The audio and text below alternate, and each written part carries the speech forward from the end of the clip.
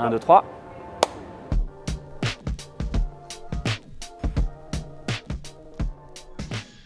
Alors moi j'ai eu la chance de venir il y a une dizaine d'années pour participer à un festival qui s'appelle Mutech. Et j'ai joué avec un musicien que j'aime beaucoup, Murkoff, au théâtre de la Ciudad. Et c'était vraiment incroyable. Et donc c'est mon deuxième voyage et Juliette c'est son premier. Oui, moi c'est ma première fois à Mexico. On a eu la chance de découvrir l'état de Oaxaca. On a passé quelques temps et puis quelques jours à Mexico City. Alors oui, nous on est très amis et très proches d'un artiste mexicain qui est basé au Canada, à Montréal depuis quelques années, mais qui est encore très mexicain dans sa pratique, qui s'appelle Rafael Lozano Emmer, qui a fait aussi beaucoup de projets très politiques sur des parties de l'histoire du Mexique et qui est quelqu'un qui nous influence beaucoup et avec qui on échange énormément. Et puis on a aussi nos amis de CocoLab qui font beaucoup de projections immersives et de projections dans des grands espaces et qui font un travail un peu similaire à ce qu'on peut faire depuis une dizaine d'années. Alors comme autre artiste mexicain que je voulais citer, il y a Gilberto Esparza, qui est un artiste que j'ai découvert assez récemment, un peu par hasard en faisant des recherches pour une exposition, et qui est un artiste, je pense, depuis les années 70, qui a commencé à développer des petits robots comme des animaux insectes qui évoluent dans des environnements ultra pollués. Donc c'est un artiste qui est très très actuel dans son approche, qui est très très peu connu en Europe, alors qu'il y a énormément d'artistes plus jeunes qui font des choses très similaires en ignorant même son travail à lui. Donc je suis artiste visuel, je travaille principalement avec la lumière projetée. Donc j'utilise des vidéoprojecteurs, non pas sur un écran rectangulaire classique, mais dans l'espace. Donc j'envoie des pixels sur des sculptures, sur des matériaux transparents, des dessins, des papiers peints, et j'aime beaucoup jouer avec la perception du spectateur. Parce que le réel finalement est composé beaucoup de lumière, on perçoit le réel à travers nos yeux, et grâce à la projection, on peut manipuler la lumière, transformer la lumière, et d'une certaine manière, c'est une façon d'interroger le réel et la façon de le manipuler avec la technologie. Alors j'ai commencé ma pratique artistique à Bristol en Angleterre où j'étais installé en 2005 et j'ai commencé dans les clubs. Donc j'avais un petit projecteur sous le bras et j'allais accompagner les DJ, les musiciens qui jouaient dans les clubs. C'était pour moi une façon de les rencontrer et d'aller gratuitement dans les festivals un peu partout. Et assez vite j'ai voulu justement sortir de la projection classique rectangulaire en faisant du mapping sur l'architecture, sur des petits origamis et sur toutes sortes de supports.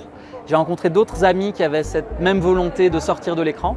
On a créé un label qui s'appelle Anti-VJ. On a pendant des années voyagé, fait beaucoup de projections architecturales. Et puis depuis 7-8 ans, je fais beaucoup plus d'installations en solo. Et donc des installations que je présente dans des galeries, dans des festivals, dans des musées.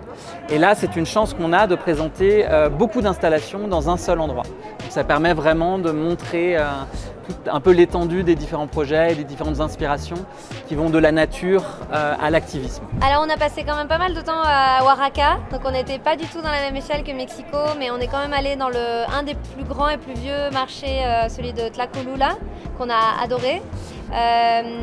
Et c'est vrai qu'à Mexico aussi, on a quand même vu, c'est impressionnant la quantité de 4 voies en plein centre-ville. Et c'est vrai que ça fait un peu penser à des films de science-fiction où, oui, une certaine vision du futur depuis les années 80. On a aussi eu la chance d'aller visiter le musée Nahuacalli, qui est vraiment superbe. On a été voir la murale de Diego Rivera, qui est juste derrière Laboratorio Arte Alameda. Et on a encore quelques jours pour explorer et visiter. En fait, en tant qu'artiste, j'ai toujours eu cette volonté de diversifier un peu mes pratiques. Pas uniquement faire du VJing, par exemple. Très vite, j'ai fait du mapping, puis des projections sur l'architecture, puis des travails en galerie. Maintenant, on essaye de travailler avec des architectes. On essaye de faire des projets permanents. Et en fait, il y a, je pense, une volonté de se renouveler un petit peu et puis d'avoir aussi plusieurs cordes à son arc. Si jamais un modèle économique comme celui des clubs et des festivals n'est pas très viable, on va commencer à travailler avec des institutions ou avec sur des projets permanents. Donc il y a vraiment cette volonté par tous les moyens de réussir à avoir une pratique assez stable pour continuer à être artiste à 100%, sans devoir faire d'autres projets commerciaux par exemple, on évite un maximum. Et c'est ça qui m'a poussé aussi à explorer les NFT, puis a arrêté parce qu'il y a des considérations environnementales assez importantes autour de la blockchain Ethereum, puis à m'y remettre quand j'ai trouvé une alternative un peu plus intéressante avec moins d'émissions de CO2. Donc il y a tout le temps cette volonté d'explorer, d'expérimenter et puis de faire plein de types de projets différents. Il faut savoir aussi que pendant des années, des artistes comme Joanie ont beaucoup montré des installations dans des groupes shows. Donc c'était des expositions avec plein d'artistes et il y avait une installation de chaque artiste. Et c'est un peu, on va pas dire nouveau, mais quand même dans notre scène, dans le monde des arts numériques, d'avoir des solo shows. Et c'est un exercice complètement différent que de raconter une histoire le long d'une exposition avec des installations et des œuvres d'un seul et même artiste. Où là, du coup, on peut pas être dans l'effet visuel, juste l'immersion pour l'immersion, mais on a vraiment besoin d'avoir un propos qui va accompagner le visiteur pendant sa visite. Et c'est là où avoir un regard extérieur et une curatrice qui regarde 10 ans, 15 ans de pratique et qui va aller chercher certains projets, les changer d'ordre, réarticuler un peu les choses. On sent vraiment qu'il y avait ce besoin de structurer une exposition pour qu'elle fasse vraiment sens. Alors en fait, l'exposition Paisajes de Luz, elle est assez particulière. On a eu la chance que la Fondation Telefónica à Madrid nous fasse confiance parce qu'on leur a fait une proposition qui n'était pas tout à fait ce qu'ils attendaient. Ils nous ont demandé au début des installations immersives, assez belles, un peu l'esthétique classique que j'ai développée depuis une dizaine d'années avec le langage de l'ordinateur, l'esthétique de la modélisation 3D. Donc j'utilise beaucoup de points, de lignes, de grilles et j'essaye de composer avec ces éléments géométriques minimaux, de créer des paysages de lumière, de créer un travail autour de la nature, des montagnes, des volcans. Donc il y a cette partie plus classique et on voulait proposer pour cette exposition une deuxième partie qui est en fait inspirée par un moment de sidération que j'ai eu il y a 3 ans quand j'ai été voir la plus grande mine de charbon d'Europe qui est à 1h30 de Bruxelles et j'ai été choqué de découvrir ce trou béant de 8 km par 5 où toute la vie a disparu. On a des énormes machines qui creusent le sol et les forêts sont rasées, les gens sont expropriés, les villages sont détruits. On a vraiment un paysage apocalyptique de fin du monde. Et tout ça pour avoir de l'électricité, pour pouvoir utiliser nos projecteurs et nos ordinateurs pour faire un peu un raccourci. Et donc j'ai eu ce moment de profonde sidération et de terreur de voir en fait la fin du monde sous mes yeux. Alors bien sûr c'est une image, mais c'est vrai qu'on le sait aujourd'hui que la culture de l'extraction des énergies fossiles nous précipite vers une crise climatique sans précédent. Et donc on va être amené à perdre beaucoup de choses dans le futur. L'accès à la nourriture va être plus compliqué, on sent qu'il y a des frémissements et des problèmes de démocratie dans beaucoup de pays. Donc voilà, toutes ces questions-là me sont venues en plein visage il y a 3 ans. Et j'ai eu envie d'intégrer cette sidération et ce sentiment d'urgence dans mon travail. Donc la deuxième partie de l'exposition, c'est une forme de documentaire de cette mine de charbon où on voit comment la technologie détruit le monde. Donc dans le premier chapitre, on montre la beauté de la technologie, du progrès, des projecteurs, etc. Et la deuxième partie est beaucoup plus critique parce qu'on essaye de montrer comment ces mêmes outils peuvent nous mener vraiment à notre fin. Et on termine avec quelque chose d'un petit peu inspirant selon moi. On voit des jeunes activistes que j'ai suivis depuis 3 ans qui vont bloquer les infrastructures fossiles. Donc ils vont dans la mine, ils s'accrochent aux machines et ils les arrêtent. Ils arrêtent aussi des trains de charbon avant qu'ils arrivent dans les centrales charbon pour être brûlés. Et voir autant d'énergie de jeunes qui ont 18-25 ans et qui vont avec leur corps stopper cette industrie fossile, ça m'a bouleversé et j'essaye aussi d'amener cette énergie-là et ce qui pour moi est un geste extrêmement politique et surtout qui a un impact immédiat.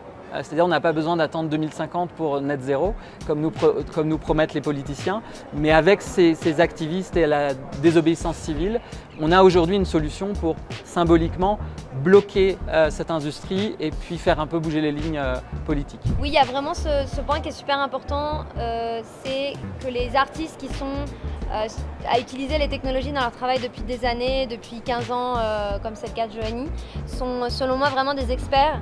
Et il leur incombe ce rôle d'être critique et aussi de parler de la contradiction qu'eux-mêmes vivent à utiliser ces technologies tout en étant dans un moment de leur vie personnelle, à se poser des questions quant à l'environnement et la destruction qui nous entoure.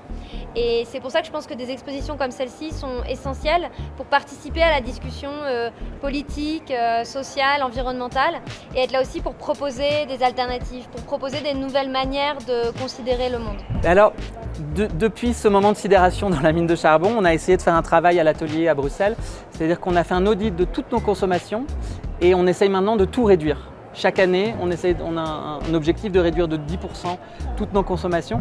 On a arrêté de voyager tout le temps en avion. Donc on a été monter l'exposition à Madrid en train, à Oslo aussi. On essaye de faire un maximum de voyages en train.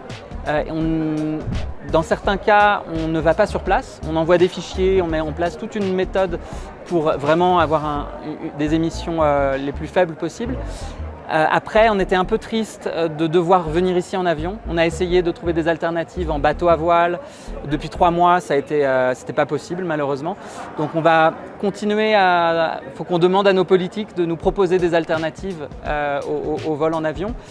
Et puis, alors on est très critique aussi maintenant quand on entend des histoires de bas carbone, etc. Malheureusement, Coldplay, dans leur projet, ils prennent l'avion, ils prennent des tourbus et ça utilise et du kérosène et de l'essence. Et donc, malheureusement, leur truc de carbon offset, ça ne fonctionne pas. Quand on regarde les chiffres, en fait, il y a un vrai problème derrière l'idée de carbon offset. C'est-à-dire qu'on pollue, on continue à polluer et on va payer des entreprises pour qu'elles réduisent nos émissions. Mais en fait, ça ne marche pas.